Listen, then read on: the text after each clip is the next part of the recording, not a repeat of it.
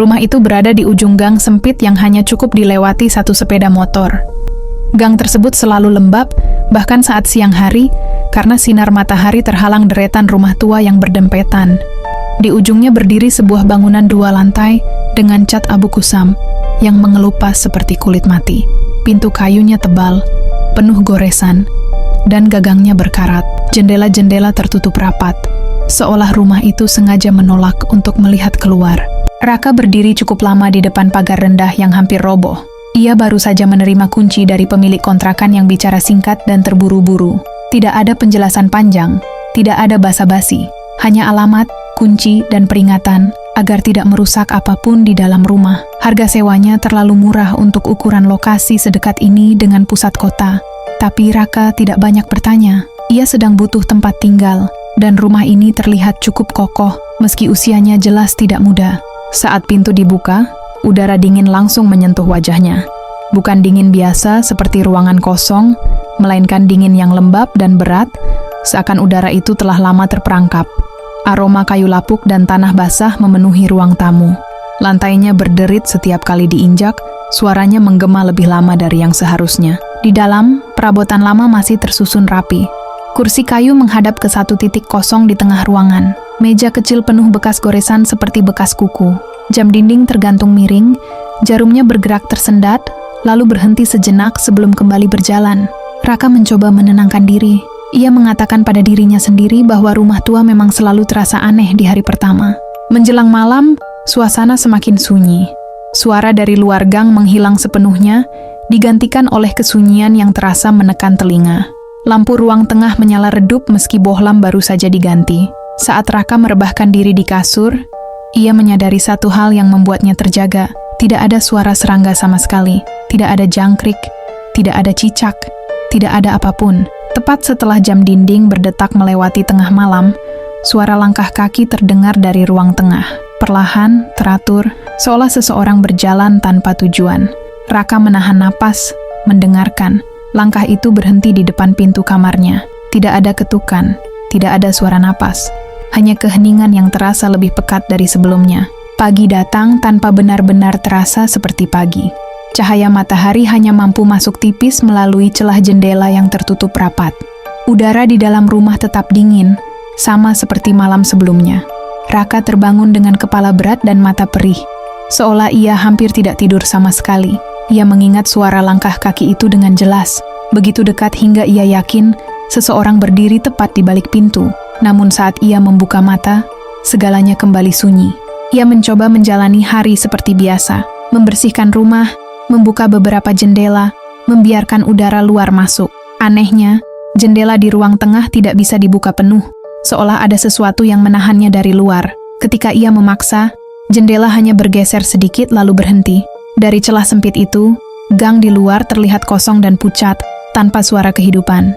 Saat siang hari, Raka keluar untuk membeli makanan dan sengaja menyapa beberapa warga sekitar. Tatapan mereka berubah saat ia menyebut alamat rumahnya. Percakapan menjadi singkat dan canggung. Seorang ibu tua yang duduk di teras menatapnya lebih lama dari yang lain, lalu berkata dengan suara pelan bahwa rumah itu tidak pernah kosong.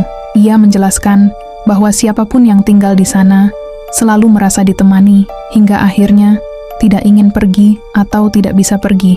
Menjelang malam, rasa gelisah mulai merayap.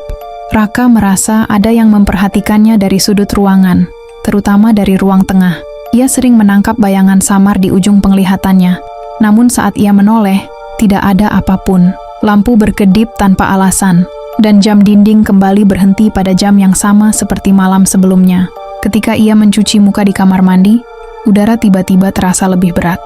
Embun tipis muncul di cermin, padahal air yang ia gunakan dingin. Saat ia mengangkat wajah, pantulan di cermin menunjukkan sesuatu yang tidak seharusnya ada. Di belakangnya berdiri sesosok bayangan hitam, terlalu dekat, kepalanya sedikit miring, rambutnya menjuntai menutupi wajah. Raka berbalik seketika, jantungnya berdegup keras, kamar mandi kosong. Namun ketika ia kembali menatap cermin, bayangan itu masih ada, kini berdiri di tempat yang sama dengan dirinya. Seolah mereka berbagi ruang yang sama. Lampu kamar mandi padam, dan dalam gelap, Raka mendengar napas yang bukan miliknya, pelan dan teratur, tepat di belakang telinganya. Sejak saat itu, rumah terasa semakin hidup. Barang-barang berpindah tanpa ia sentuh. Kursi ruang tengah berubah arah menghadap pintu kamarnya.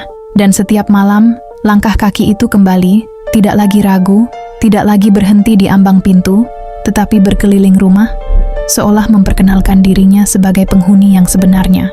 Malam ketiga datang dengan perasaan yang berbeda. Raka tidak lagi mencoba menyangkal apapun.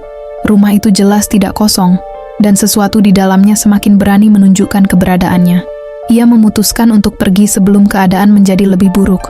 Sejak sore ia mulai mengemas barang, bergerak cepat, menahan keinginan untuk terus menoleh ke sudut-sudut ruangan.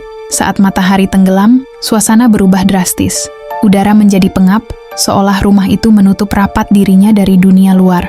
Lampu ruang tengah mati satu persatu, meninggalkan cahaya kekuningan dari kamar Raka sebagai satu-satunya penerangan. Jam dinding kembali berdetak. Kali ini terlalu keras. Setiap detiknya terdengar seperti langkah menuju sesuatu yang tak bisa dihindari. Ketika semua barang siap, Raka menuju pintu depan. Gagang pintu terasa dingin dan basah.